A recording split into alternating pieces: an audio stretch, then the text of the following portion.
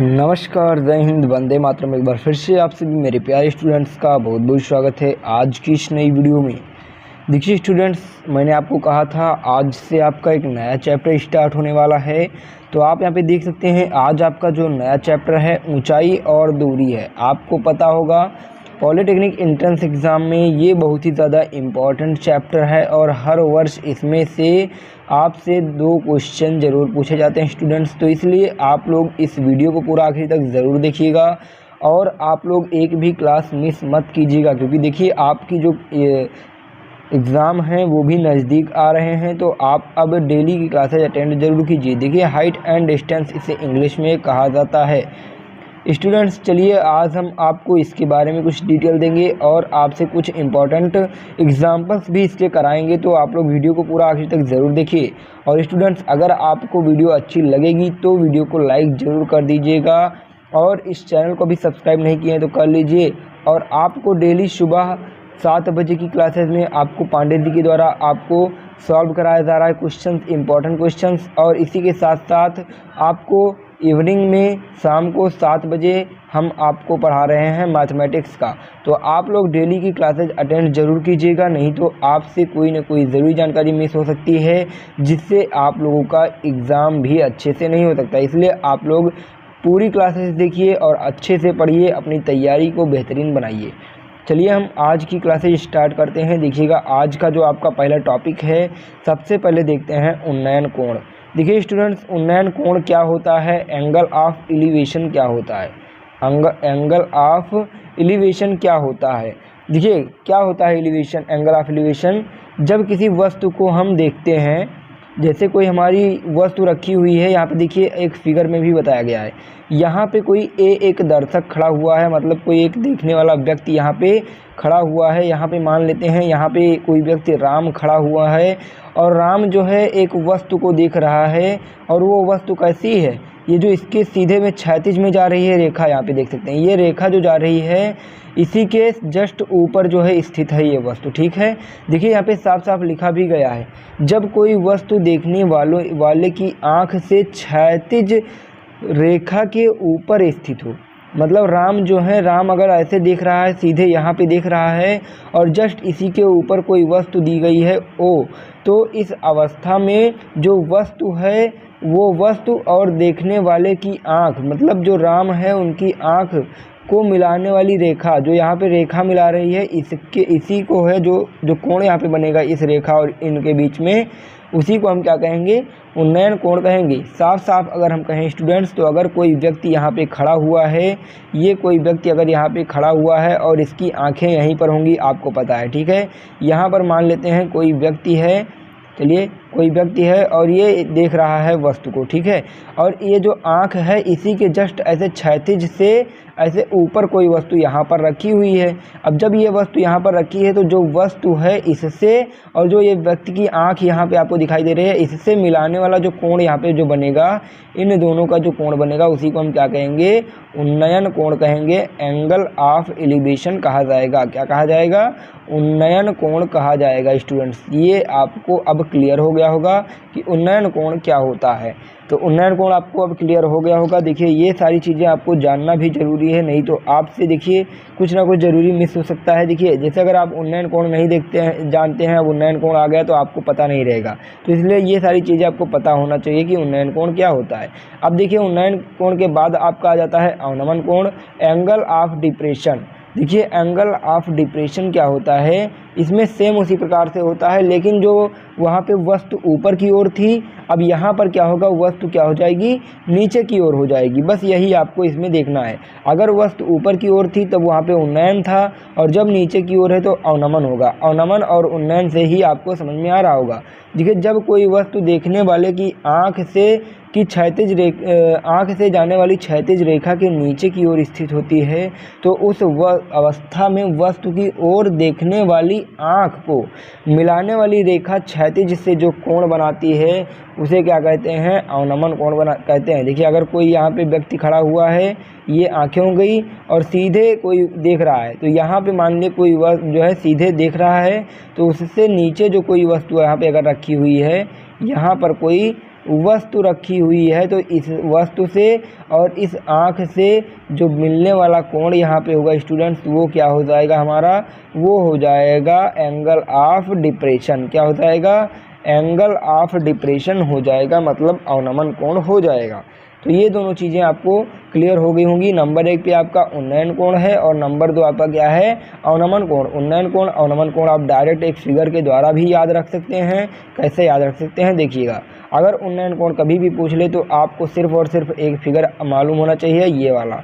ये फिगर अगर आपको मालूम है तो आप डायरेक्ट बोल देंगे उन्नयन कोण। ठीक है, उन्नयन कोण कैसे बोल देंगे, देखिए वस्तु जो है क्षैतिज से ऊपर है और यहाँ से मिल रही है तो यहाँ पे हमारा क्या बन रहा है, उन्नयन कोण। अब जैसे कोई वस्तु अगर नीचे की ओर है, देखिए अगर कोई वस्तु जैसे यहाँ पे क्षैतिज की ओर देख रहा है, कोई वस्तु नीचे की ओर है, अब यहाँ से जो कोण बनेगा तो यहाँ पे जो कोण बनेगा क्या मिल जाएगा हमें, वो मिल जाएगा अवनमन कोण। तो ये आप फिगर से भी स्टूडेंट्स याद रख सकते हैं। चलिए आगे बढ़ जाते हैं और आपका आगे का टॉपिक देखते हैं। अब आपको ये चीज़ बहुत ही ज़रूरी है, देखिएगा, ध्यान से देखिएगा स्टूडेंट्स, ये तीन जो आपके यहाँ पे दिए हुए हैं त्रिकोणमितीय जो है अनुपात, देखिए कोण में आपका साइन और कॉस और टैन का ये तीनों कोण आपको मालूम होना चाहिए। देखिए ऊंचाई और दूरी, हाइट एंड डिस्टेंस में आपका क्या है, ये तीन चीज़ आपके बहुत ज़्यादा यूज होते हैं। ठीक है, हाइट एंड डिस्टेंस में आपका ये तीन जो है बहुत यूज होता है। अब देखिए साइन में 0 डिग्री का मान, 30 डिग्री का, 45, 60, 90 सारी चीज़ें दी गई हैं। हमने आपको जब त्रिकोणमिति पढ़ाया था तभी ये समझा दिए थे कि कैसे आपको याद करना है। ठीक है, अब देखिए यहाँ पे साइन कॉस टैन का आपको मान जरूरी है, याद होना चाहिए, सारी की सारी वैल्यू आपको याद होनी चाहिए, तभी आपका क्वेश्चन सॉल्व हो पाएगा। तो ठीक है, ये आप लोग याद कर लीजिएगा। अगर अभी तक नहीं लिखे हैं तो कॉपी में लिख लीजिए, स्क्रीनशॉट भी ले सकते हैं। चलिए अब हम चलते हैं, आगे बढ़ जाते हैं और आपका जो अगला क्वेश्चन है स्टूडेंट्स वो हम करा देते हैं। देखिए आपका जब हम यहाँ पे अब क्या करेंगे, आपके जो भी क्वेश्चंस हैं वो हम कराने जा रहे हैं। ठीक है, तो आप लोग कॉपी पेन निकाल लीजिए, कॉपी पेन अपने साथ रखिए, लिखते चलिए और क्वेश्चन सबसे पहले अगर हमसे पहले आप सॉल्व करके लगा रहे हैं तब तो बहुत ही अच्छी बात है, अगर नहीं लगा रहे हैं तो हम आपको बता रहे हैं आगे, आप देखिएगा। अगर आप लगा पा रहे हैं तो आप सबसे पहले लगाइए। देखिए क्या दिया है क्वेश्चन, 120 मीटर चौड़ी सड़क के दोनों किनारों पर 2 बराबर ऊंचाई के स्तंभ आमने सामने खड़े हैं। अब देखिए इसमें सबसे पहले आपको क्वेश्चन कैसे लगाना है मैं आपको ट्रिक बताता हूँ। देखिए सबसे पहले आपको क्या कहना है, इसमें 3 पॉइंट आपको 2-3 पॉइंट आपको कुछ याद रखना है। देखिए सबसे पहले आपको क्वेश्चन देखना है, क्वेश्चन जो है आपका उसे आपको रीड करना है। रीड कैसे करना है आपको, रीड आपको कैसे करना है, एकदम केयरफुली। ठीक है, एकदम केयरफुली आपको रीड करना है क्वेश्चन को, आपसे जरा सा भी पॉइंट मिस नहीं होना चाहिए। एक एक सेंटेंस आपको देखना है। ठीक है स्टूडेंट्स, एक आपको सेंटेंस देखना है। ठीक है, फिर आपको इसका कंक्लूजन निकालना है कि क्या कह रहा है। कंक्लूजन निकालने के बाद आपको एक फिगर ड्रा करना पड़ेगा, फिगर आपको एक ड्रा करना पड़ेगा। ठीक है स्टूडेंट्स, आपको क्या करना पड़ेगा, एक आपको फिगर भी इसका ड्रा करना पड़ेगा, तभी आपसे क्वेश्चन सॉल्व हो पाएगा। चलिए हम देखते हैं, फिर आपको समझाने का प्रयास करते हैं। देखिए क्या है, देखिए 120 मीटर चौड़ी सड़क है। कितनी चौड़ी सड़क है, 120 मीटर। देखिए ऐसा आपको जैसा मैं कर रहा हूँ इसी प्रकार से आपको करना है। क्या कह रहा है, 120 मीटर चौड़ी सड़क है तो मैंने एक सड़क बना दी। ये कितना है, इसकी दूरी 120 मीटर है। फिर कह रहा है दोनों किनारों पर 2 बराबर ऊंचाई के स्तंभ खड़े हैं। देखिए एक ये किनारा हो गया, एक ये किनारा हो गया। अब दोनों किनारों पे बोल रहा है 2 बराबर ऊंचाई के स्तंभ खड़े हैं तो मैंने कर दिया, दोनों बराबर स्तंभ हो गए। अब कह रहा है सड़क के बीच में किसी बिंदु से खंभों के ऊपरी सिरे के उन्नयन कोण दिए गए हैं। तो उन्नयन कोण आपका क्या था, उन्नयन कोण यही था कि ऊपर से अगर जब बन रहा था कोण तो उन्नयन कोण हो जाता था, तो वही यहाँ पे हो रहा है। अब कह रहा है किसी भी बिंदु पर, तो यहाँ पे बिंदु कोई फाइनल नहीं है कि कौन सी बिंदु है। मान लेते हैं यहाँ पे कोई बिंदु है तो यहाँ से जो है एक कोण यहाँ आ जाएगा, एक यहाँ पे आ जाएगा, इस प्रकार से आपका क्या बन जाएगा, उन्नयन कोण। तो उन्नयन कोण आपका कहाँ बनेगा स्टूडेंट्स, उन्नयन कोण आपका यहाँ बन जाएगा, एक यहाँ बन जाएगा। तो ये हमारे क्या हो गए, उन्नयन कोण, जो कि हमें अभी क्वेश्चन में सेम एकदम दिए थे। देखिए क्या दिया था, 120 मीटर की हमने क्या ले ली, पूरी की पूरी जो है सड़क आपकी क्या है, 120 मीटर की है। कितनी की है, 120 मीटर की पूरी सड़क हो गई। अब जब हमारा यहाँ पे सड़क पूरा 120 मीटर का हो गया तो कह रहा है कि आमने सामने 2 खंभे खड़े हैं। तो हमने मान लिया ये खंभे जो है आपके 2 खंभे हो गए, ये दोनों खंभे हो गए। इन दोनों की लंबाई हम कुछ भी मान सकते हैं। ठीक है, आप लोग कुछ भी इसकी लंबाई मान सकते हैं क्योंकि यहाँ पे लंबाई नहीं दिया गया है। तो ये आपके खंभे हो गए, इसको मान लेते हैं एच ऊंचाई के खंभे दोनों हो गए, ठीक है, दोनों बराबर हैं। आप कह रहा है सड़क के किसी भी बिंदु पर बीच में, तो यहाँ पे 120 मीटर की, तो हम मान लेते हैं कहीं पर भी आप मान सकते हैं, चाहे जहाँ मान ले। तो हम मान लेते हैं यहाँ पे एक बिंदु हो गया। अब इन बिंदुओं से बोल रहा है कि जो खंभे की ऊंचाई है, इन खंभे की ऊंचाई से इन बिंदुओं का अनुमान कोण, मतलब क्या हुआ, इसको ऐसे मिला देंगे तो अनुमान कोण उन्नयन कोण बन जाएगा, उन्नयन कोण बन जाएगा। तो यहाँ से दोनों से क्या है, उन्नयन कोण आपके दिए गए हैं। अब उन्नयन कोण एक तो दिया गया है 60 डिग्री, एक दिया गया है 30 डिग्री। अब ये चीज़ें आपकी फाइनल हो गई। अब चलिए हम क्वेश्चन आपका सॉल्व करके बताते हैं। ये हमने आपको फिगर के हिसाब से बता दिया कि क्वेश्चन क्या कह रहा है, आपको समझने के लिए कि क्वेश्चन में हमें क्या करना है। अब कह रहा है बिंदु की स्थिति और खंभों की ऊंचाइयां ज्ञात करना है, मतलब हमें क्या है, एच ज्ञात करना है, और जो बिंदु की स्थिति है कि बिंदु कहाँ पे स्थित है वो हमें ज्ञात करना है। देखिए इसका एक सॉल्व है, हम आपको सॉल्व के द्वारा समझाएंगे, क्योंकि ये इतना लिख पाना बहुत ही मुश्किल हो जाता है स्क्रीन पे लिखना। तो आप लोग इसे सॉल्व के द्वारा समझिएगा, हम आपको दिखाते हैं। देखिए फिगर एकदम सेम उसी प्रकार से बना है जैसा कि हमने अभी आपको समझाया था। एक कोई बिंदु, यहाँ पे देखिए बिंदु ले लिए गए हैं P, और यहाँ पे आपको सबसे पहले देखिए एक चीज़ और करना पड़ेगा, जो भी चीज़ें हैं उनका आपको नाम जरूर देना है, नाम आपको जरूर दे देना है। जैसे यहाँ पे आप देख पा रहे होंगे A B C D, इस प्रकार से आपको क्या करना है, सभी चीज़ों को नाम दे देना है, क्योंकि नाम नहीं देंगे अगर आप, तो आप इसे सॉल्व नहीं कर पाएंगे। तो देखिए यहाँ पे हम जब नाम दे देते हैं तो एक देखिए हमारा जो है 120 का जो है 120 मीटर का क्या हो गया, हमारा सड़क हो गया। फिर बिंदु P है, ये दोनों हमारे क्या हो गए, खंभे हो गए। खंभों को हम मान लिए हैं, यहाँ पे देखिए यक्स मान लिए हैं, तो ये दोनों तरफ के खंभे क्या हो जाएंगे, दोनों तरफ के खंभे आपके यक्स मीटर के हैं। फिर कह रहा है बिंदु P पर मिल रहा है, तो बिंदु P पर एक तो यहाँ पे 60 डिग्री का बन रहा है, उन्नयन कोण 30 डिग्री का बन रहा है। अब देखिए यहाँ पे आपको इसे कैसे सॉल्व करना है। देखिए यहाँ पे हल में क्या दिया गया है, साफ साफ आप देख सकते हैं कि माना AB एवं CD क्या है, दो खंभे हैं, AB और CD दो खंभे हैं, उनकी ऊंचाइयाँ यक्स हैं। P सड़क पर एक बिंदु है, क्या है, यहाँ पे एक बिंदु P है, ठीक है। इतनी चीज़ें अब क्लियर हो गई। अब देखिए यहाँ पर हम देखेंगे एक चीज़ और, देखिए हम मान लेते हैं यहाँ पे कि BP, मतलब जो बिंदु P है और बिंदु P से चाहे B मान लें या फिर P से D की वैल्यू, दोनों में से आप एक मान सकते हैं, चाहे जिधर, चाहे इधर आप Y मान लें, चाहे इधर आप Y मान लें, चाहे जिधर आप मान सकते हैं, आपकी मर्जी। तो हम यहाँ पे देखिए क्वेश्चन के हिसाब से चलते हैं। यहाँ पे Y मान लिए, यहाँ पे मान लिए कि BP की जो दूरी है आपकी वो Y हो गई। फिर जो BP की दूरी आपकी Y है, तो PD की दूरी आपकी क्या हो जाएगी, 120 हो जाएगी। क्यों हो जाएगी, देखिए पूरा 120 है, पूरा जो है आपका 120 है। अब 120 में से जब Y निकाल देंगे तभी तो हमारा PD बचेगा, इतना बचेगा। 120 में से जब हम Y निकाल देंगे तभी तो हमारा PD बचेगा। तो हमारा जो P से D तक की दूरी होगी वो क्या हो जाएगी, 120 माइनस Y हो जाएगी। P से D तक की दूरी आपकी हो जाएगी 120 माइनस Y। तो हमारी चीज़ें हमें क्या क्या मिल गई, BP मिल गया, मतलब B से P तक की दूरी मिल गई। B से D तक की दूरी दी गई है, यहाँ से पूरी सड़क है। फिर क्या दिया है, P से D तक की दूरी दिया है, यहाँ पे ये भी दूरी दिया है। अब हम देखेंगे यहाँ पे लगाएंगे क्या, यहाँ पे डिग्री दिया है, यहाँ पे ऊंचाई दिया है। अब आप एक चीज़ देख रहे होंगे, यहाँ पे समकोण त्रिभुज बन रहा है, दो समकोण त्रिभुज आपको यहाँ पे दिखाई दे रहे होंगे। कहाँ कहाँ, आप लोग यहाँ पे ध्यान से देखिएगा। एक तो आपका ABP बन रहा है, एक समकोण त्रिभुज आपका क्या बन गया, ABP बन गया। एक समकोण त्रिभुज आपका क्या बन गया, ADP बन गया। क्या क्या है, दो समकोण त्रिभुज आपके कौन कौन से हैं, समकोण त्रिभुज आपके कौन कौन से हैं, ABP, और आपके एक और समकोण त्रिभुज आपका कौन सा है, CDP। दो समकोण त्रिभुज आपको मिल रहे हैं। अब दोनों समकोण त्रिभुजों से हम मिला करके क्वेश्चन सॉल्व करेंगे। देखिए अगर हम समकोण त्रिभुज दिया है तो समकोण त्रिभुज में आपको पता होगा कि जो पाइथागोरस प्रमेय होता है क्या होता है, कर्ण का स्क्वायर बराबर लंब का स्क्वायर प्लस आधार का स्क्वायर होता है, ठीक है। कर्ण का स्क्वायर बराबर लंब का स्क्वायर प्लस आधार स्क्वायर होता है, लेकिन यहाँ पे पाइथागोरस प्रमेय नहीं लगेगा। यहाँ पे आपको क्या करना है, यहाँ पे आपको tan थीटा मान लेना है। tan थीटा बराबर क्या होता है स्टूडेंट्स, tan थीटा बराबर हमने आपको लाल बटा कक्का से बताया था याद करने के लिए। अगर नहीं याद है तो एक बार फिर से देख लीजिए, लाल बटा कक्का आप लोग एक बार फिर से यहाँ पे देख लीजिए, लाल बटा कक्का, यल फॉर लंब, आधार लंब, कर्ण कर्ण आधार, ठीक है। तो हमें tan ज्ञात करना है, तो यहाँ पे साइन कॉस tan हो गया, tan का आपका क्या मिल गया, लंब बटे आधार मिल गया। तो tan थीटा बराबर हमें क्या मिल रहा है, tan थीटा बराबर हमें मिल रहा है लंब बटे आधार। अब हम देखेंगे त्रिभुज ए बी पी में जो है आपका tan थीटा, तो थीटा की वैल्यू आपकी क्या दी गई है 60 डिग्री, तो tan 60 बराबर आपका क्या हो जाएगा लंब हो जाएगा। लंब क्या है, लंब आपका है x और आधार क्या है y, तो लंब आपका हो जाएगा x और आधार हो जाएगा y। तो यहाँ पे जब त्रिभुज ए बी पी में, ये लोग आप लोग इसे लिखते जरूर चलिएगा, नहीं तो आप लोग इसमें कंफ्यूज हो सकते हैं स्टूडेंट्स, आप लोग लिखते जरूर चलिएगा। ठीक है, tan 60 डिग्री की वैल्यू क्या आ गई x अपान y आ गई।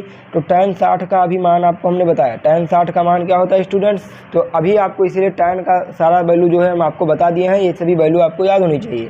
tan 60 की वैल्यू आपकी क्या होती है √3 होती है, √3 बराबर हो जाएगी x अपान y। तो यहाँ से जो आपको x मिलेगा स्टूडेंट्स वो क्या मिल जाएगा √3y मिल जाएगा। क्या मिल जाएगा √3y मिल जाएगा, x मिल गया। तो यहाँ पे हम इसे क्या मान लेते हैं समीकरण 1 मान लेते हैं। देखिए यहाँ पर भी उसी प्रकार से लगाया गया है, इसे हमने क्या मान लिया x बराबर y√3 आ गया किसमें त्रिभुज ABP में। त्रिभुज ABP में x बराबर y अपान √3 आ गया, इसे हमने मान लिया समीकरण 1।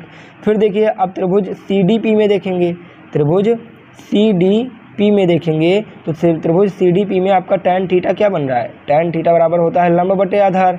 तो tan थीटा की वैल्यू क्या है 30 है, तो tan 30 बराबर आपका क्या हो जाएगा लंब की वैल्यू x ही दी गई है क्योंकि लंब पूरा यही है, दोनों तरफ की सेम है हाइट, तो लंब हो गया x और आपका आधार क्या हो जाएगा 120 माइनस y हो जाएगा। क्या हो जाएगा 120 माइनस y। तो tan 30 का मान आपको पता है क्या होता है, tan 30 का मान होता है 1/√3 और बराबर हो जाएगा x बटे में 120 माइनस y। तो यहाँ से आपको स्टूडेंट्स क्या मिल जाएगा, यहाँ से आप x की वैल्यू क्या है, x की वैल्यू आप रख सकते हैं क्योंकि x की वैल्यू हमें यहाँ पे देखिए मिल गया था, x की वैल्यू क्या मिल गया था y√3 मिल गया था। तो tan 30 की वैल्यू हमने क्या रख दिया 1/√3 रख दिया, और यहाँ पे x है, यहाँ पे हम x की वैल्यू भी रख सकते हैं। तो हम क्या करेंगे यहाँ पे स्टूडेंट्स देखिएगा आगे, आप लोग यहाँ पे देखिएगा जो हमें वैल्यू मिलेगी वो क्या हो जाएगी, x की वैल्यू जब रख देंगे तो 1/√3 हो गया। x की वैल्यू हमने क्या निकाला है, x की वैल्यू हमने निकाली है √3y निकाली है, और अपान में हो जाएगी 120 माइनस में y। देखिए यहाँ पे √3 की x की वैल्यू y√3 है, ठीक है y√3, ठीक है। अब देखिए इसका हम तिरछा गुणा कर देते हैं। अब हम क्या करेंगे यहाँ से इसका तिरछा गुणा कर देंगे, तो जब तिरछा गुणा करेंगे तो 120 माइनस y बराबर क्या हो जाएगा √3 हो जाएगा 3y।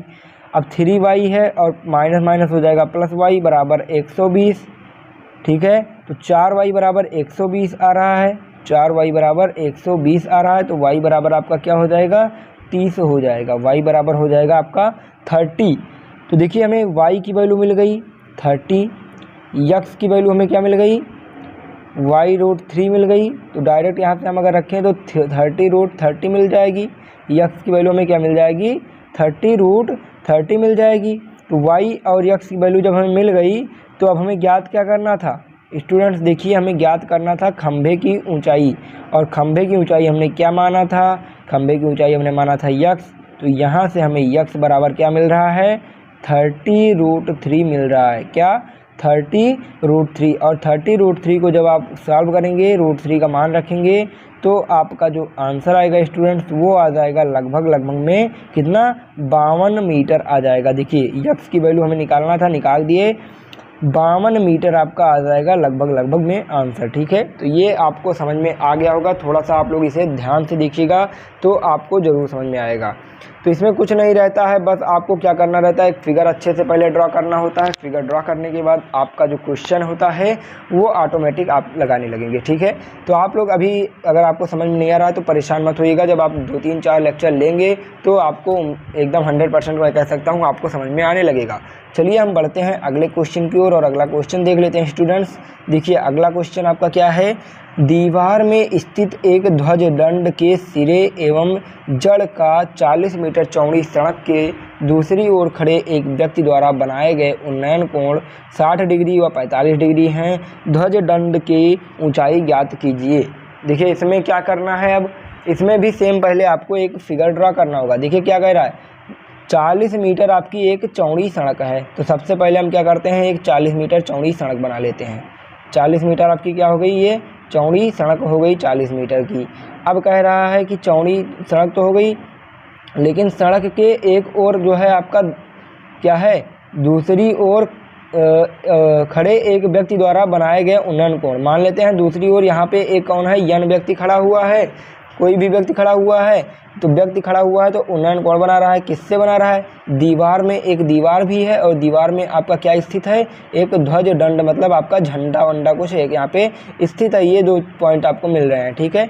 एक यहाँ से यहाँ तक का दीवार हो गया और यहाँ से आपका यहाँ तक का क्या हो गया, आपका ध्वज दंड मतलब आपका झंडा या फिर कुछ आपका हो गया, ठीक है। अब कह रहा है इसका उन्नयन कोण बना रहा है। उन्नयन कोण कैसे कैसे बना रहा है, 60 डिग्री और 45 डिग्री। तो यहाँ से 2 पॉइंट पे जाएगा, एक तो दीवार बना रही है और एक आपकी ध्वज दंड बना रही है। ध्वज दंड आपका एक बना रहा है, एक दीवार बना रहा है। ये पूरी लंबाई आपकी 40 है, ये दीवार की लंबाई है, इसे आपको कुछ मान लेना है। यहाँ से ध्वज दंड की जो है ऊंचाई, इसे भी आपको कुछ मान लेना है। फिर देखिए यहाँ पे आपका जो कोण बन रहा है ध्वज दंड से आपका कितना बन रहा है, 60 डिग्री। तो यहाँ पे आपका कितना बन रहा है, 60, और जो यहाँ से आपका दीवार से बन रहा है वहाँ से मिल रहा है आपका 45। तो ये आपको समझ में आएगा कि इसका फिगर कैसे बनेगा। अब चलिए हम इसके सॉल्व के द्वारा आपको समझा देते हैं क्वेश्चन। देखिएगा, मान लेते हैं एक PQ ध्वज दंड है। नाम सबसे पहले जरूरी है। ध्वज दंड मतलब क्या हुआ आपका, मान लीजिए कोई झंडा है ऐसे, ये झंडा कहाँ पे लगा हुआ है, यहाँ पे लगा हुआ है। P से Q तक की दूरी आपकी क्या है, झंडे की दूरी है। ये मान लिया P से Q तक की दूरी झंडे की दूरी है और इसे मान लिया गया है यक्स, ठीक है। P से Q तक की दूरी यक्स मान लिया गया है। अब Q से M तक की दूरी आपकी क्या है, दीवार की ऊंचाई है। तो दीवार की ऊंचाई को यहाँ पे y मान लिया गया है। तो यहाँ पे आपको देखने को मिलेगा जो ध्वजदंड मतलब झंडा है कुछ लगा हुआ है, उसकी लंबाई मान लिया गया है यक्स और दीवार की लंबाई मान लिया गया है y। आपको यहाँ पे आधार में क्या दिया है, यन की वैल्यू दी गई, मतलब आपको सड़क की चौड़ाई दी गई है 40 और यहाँ पे आपको कोण दिए जा रहे हैं, 2 जगह पे कोण आपको दिए जा रहे हैं। अब देखिए इसमें भी आपको 2 फिगर जो है मिल रहा होगा। कौन कौन सा फिगर मिल रहा है, सबसे पहला फिगर आपको ये छोटा वाला देखने को मिलेगा QMN, क्या मिलेगा, QMN मिलेगा। फिर दूसरा फिगर आपको मिलेगा PMN, क्या मिलेगा, PMN। 2 फिगर आपको देखने को मिल रहे हैं। यहाँ पर भी tan थीटा बराबर लंब बटे आधार का फार्मूला लगा के यक्स वाई की वैल्यू हम ज्ञात करेंगे, ठीक है। तो चलिए हम यहाँ पे tan थीटा का फार्मूला लगाते हैं। देखिए सबसे पहले हम ले लेते हैं पहला वाला, ठीक है। सबसे पहले हम छोटा वाला ले लेते हैं, QMN ले लेते हैं, ठीक है। सबसे पहले जब हम त्रिभुज QMN में क्या हो जाएगा आपका tan थीटा बराबर, tan थीटा की वैल्यू क्या दी गई है, QMN में थीटा की वैल्यू 45 दी गई है। तो tan 45 बराबर हो जाएगा आपका, क्या हो जाएगा, लंब बटे आधार। लंब की वैल्यू क्या है, y दी गई है, क्योंकि लंब मतलब यही हुआ आपका दीवार और आधार का मतलब क्या हुआ, ये 40 वाला, तो यहाँ पे 40 हो जाएगा। तो tan 45 का मान आपका 1 होता है, तो यहाँ से जो y निकल के आएगा आपका क्या आ जाएगा, y बराबर हो जाएगा 40। लेकिन हमें ज्ञात रहना है y हमें नहीं निकालना, हमें निकालना क्या है, यक्स निकालना है, ठीक है। तो यक्स निकालने के लिए अब हम क्या करेंगे, अब हम यहाँ से y की वैल्यू नोट कर लेंगे। तो y की वैल्यू आपकी आ गई कितनी, y बराबर आपको मिल गया 40। अब हम निकालते हैं कौन से, इस वाले फिगर से आपका निकालते हैं दोनों चीज़। देखिए अब इस फिगर से जब हम निकालेंगे तो P से Q तक की दूरी आपकी दी गई है इतना और Q से M तक की दूरी गई है इतना, तो टोटल दूरी आपकी क्या हो जाएगी, यक्स प्लस वाई हो जाएगी, यक्स प्लस वाई हो जाएगी। एकदम सिंपल सी बात है। देखिए त्रिभुज PMN में क्या हो जाएगा, tan 60 डिग्री बराबर, tan 60 डिग्री बराबर क्या हो जाएगा, लंब बटे आधार। लंब क्या है आपका, यक्स प्लस वाई है और आधार आपका बटे में क्या है, 40 है। अब देखिए tan 60 का मान आपको पता है क्या होता है, tan 60 का मान होता है √3 और यक्स का मान अभी हमने निकाल लिया, सॉरी वाई का मान हमने अभी निकाल लिया 40। तो यहाँ पे यक्स प्लस में 40 हो जाएगा और बटे यहाँ पे 40 हो जाएगा और बटे में आपका 40 हो जाएगा। यक्स प्लस वो 40 और बटे में भी 40 हो गया। अब देखिए इसका तिरछा गुणा करके हम सॉल्व करेंगे। तो जब यहाँ पे यहाँ पे आपका आ जाएगा कितना, 1/√3 बराबर यक्स प्लस 40 और बटे में आपका क्या है 40 आ गया, ठीक है। ये आ गया आपका यक्स प्लस 40 बटे में 40 आ गया। सॉरी tan 60 का मान होता है √3, सॉरी यहाँ पे गलती से लिख दिए हैं। tan 60 का आपका मान जो आएगा वो क्या आएगा, √3 आ जाएगा। तो देखिए यहाँ पे जब तिरछा गुणा कराएंगे स्टूडेंट्स तो क्या आ जाएगा, हमें मिल जाएगा 40 √3 बराबर मिल जाएगा यक्स प्लस 40, यक्स प्लस 40 मिल गया। अब 40 को इधर पक्षांतर करेंगे तो जब हम इसे पक्षांतर करते हैं स्टूडेंट्स तो हमें क्या मिल जाता है, पक्षांतर करने पर हमें मिल जाता है 40√3 माइनस 40 बराबर यक्स। तो 40 कॉमन ले लेते हैं तो यहाँ पे मिल जाएगा 40√3 माइनस 1 बराबर यक्स। क्या मिल जाएगा, 40√3 माइनस 1 बराबर यक्स मिल जाएगा, यानी यक्स की जो आपको वैल्यू मिलेगी वो क्या मिल जाएगी, इतनी मिल जाएगी। अब √3 का आपको मान रख देना है, √3 का आपको मान यहाँ पे रख देना है, और जब मान रख करके आप इसका गुणा करेंगे, मान आप रख करके इसका गुणा करेंगे तो यक्स की वैल्यू आपको मिल जाएगी। क्या मिल जाएगी वो हम आपको बता दे रहे हैं, आप गुणा कर लीजिएगा, √3 का मान आप रख करके गुणा कर सकते हैं। तो यहाँ पे जो आपको वैल्यू मिलेगी गुणा करने के बाद वो मिलेगी 29.28। आप लोग गुणा जरूर कीजिएगा, देखिएगा आपका गुणा सही आ रहा है या नहीं आ रहा है, ठीक है। तो 29.28 आपका मीटर क्या हो जाएगा, यक्स की लंबाई हो जाएगी, मतलब ध्वज दंड की लंबाई। और हमें यही ज्ञात करना था, ये हमें क्या मिल गया, आपको यहाँ पे मिल गया 29.28। तो ये आपका हो जाएगा इस क्वेश्चन का राइट आंसर। तो उम्मीद करते हैं स्टूडेंट्स आपको ये भी समझ में आ गया होगा। चलिए आपको हम एक क्वेश्चन दे देते हैं होमवर्क के लिए, आप लोग इस क्वेश्चन को करिएगा। अगर आप लोगों से नहीं लगेगा तो हम कल आपको ये क्वेश्चन जरूर बताएंगे। पॉलिटेक्निक एंट्रेंस एग्जाम 2010 में पूछा जा चुका है, तो आज आपका ये चैप्टर का शुरुआत था, इसलिए आपके 2 ही क्वेश्चन कराए गए, फिर अगले दिन से आपके ज़्यादा से ज़्यादा क्वेश्चन लिए जाएंगे। तो स्टूडेंट्स डेली की क्लासेज अटेंड जरूर कीजिएगा। आपको याद रखना है शाम को 7 बजे आपको क्लासेज मिल जाएंगी, एकदम टाइम टू टाइम, ठीक है। शाम को 7 बजे आपको क्लासेज मिल जाएंगी मैथमेटिक्स की टाइम टू टाइम, तो डेली अटेंड जरूर कीजिएगा। तो फिर मिलते हैं एक नए वीडियो के साथ में, तब तक स्टूडेंट्स बाय बाय। हंसते रहिए, मुस्कुराते रहिए, लेकिन पढ़ते जरूर रहिए। धन्यवाद।